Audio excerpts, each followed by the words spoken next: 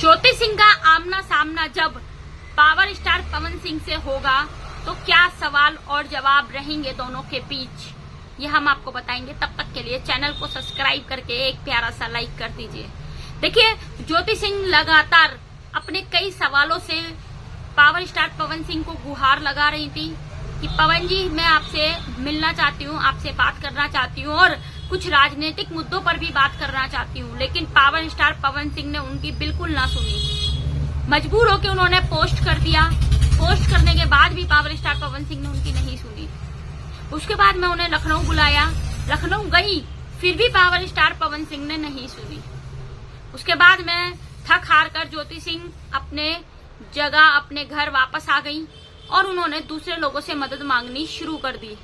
लेकिन अब ये देखिए कि अचानक से पावर स्टार पवन सिंह चुनाव लड़ने के लिए खड़े हो जाते हैं। भैया, आपको किस बात का डर है? आप किस लिए चुनाव के लिए खड़े हो रहे हैं? क्योंकि आप तो लोकसभा चुनाव की तैयारी कर रहे थे। आपने राइज एंड फॉल शो में ये कहा था कि आपने ही मुझे नेता बनाया है, आपने ही मुझे बेटा बनाया है जनता से, और आपने मुझे अभिनेता बनाया, आपने मुझे बेटा बनाया और आप ही मुझे नेता बनाने के लिए तैयार हैं। लेकिन हमारा सवाल ये है कि भले ही जनता आपको नेता बनाने के लिए तैयार हो, तो क्या आप जनता के लिए एक अच्छे बेटा, अभिनेता और नेता साबित हो सकते हैं? बताइए, ये सवाल है हमारा पवन सिंह से। क्या आप जनता के लिए नेता, अभिनेता और बेटा, एक अच्छे बेटा साबित हो सकते हैं? क्योंकि एक अच्छे पति तो आप साबित हो नहीं पाए। अपनी माँ के लिए आप एक अच्छा बेटा होने के लिए कोशिश करते हैं। आपने कहा कि मेरी माँ ही मेरी दुनिया है, मेरी माँ ही मेरे लिए सब कुछ है। राइज एंड फॉल शो में जब आपकी माँ लेने के लिए आपको आई थी तो आप ये कहते हुए नजर आए थे। लेकिन सवाल ये भी है कि आप बेटा भी बन गए, आप नेता भी बन गए, आप अभिनेता भी बन गए, लेकिन आप एक अच्छे पति क्यों नहीं बन पाए? ये कहाँ पर कमी रह गई? ये एक सवाल है। और ये सवाल हमारा नहीं, ये सवाल आज ज्योति सिंह का भी है।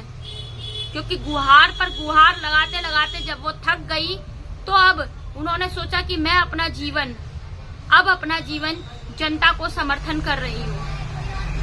जीऊंगी तो जनता के लिए, लास्ट तक रहूंगी तो जनता के लिए।